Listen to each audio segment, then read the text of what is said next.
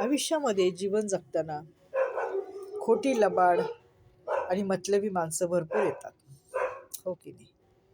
तर मोबाईलमध्ये एक बटन आहे बघा, डिलीटचं, हो की नाही?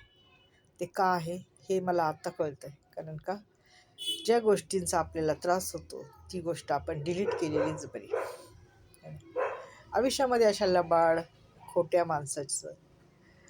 माणसांना आपण डिलीट केलेलंच बरं, आणि करावं मी तर म्हणते. कारण का, डिलीट केल्याने आपल्याला त्यांच्या आठवणी पुसून टाकता येतात, हो की नाही? आणि काही त्यांच्या आठवणी असतील आपल्या फोटोद्वारे ह्याच्याद्वारे, त्या पण आपण डिलीट केलेल्याच बऱ्या. कारण का, अशा माणसांना डिलीट करणं म्हणजे आपल्या आयुष्यातून काढून टाकणं. आणि ते एकदा व्यक्ती आपण डिलीट केली म्हणजे आपल्यालाही तिचं काही दिसत नाही आणि तिलाही आपलं काही दिसत नाही, आणि तेथूनच नातं संपलं जातं. सारखं नातं संपलं बोलण्यापेक्षा नातं कृतीतून संपणं हे फार महत्त्वाचं आहे, आणि त्याला कृती करणं फार मोठी गोष्ट आहे. मग पहिली आपणच सुरुवात करायची, हो की नाही?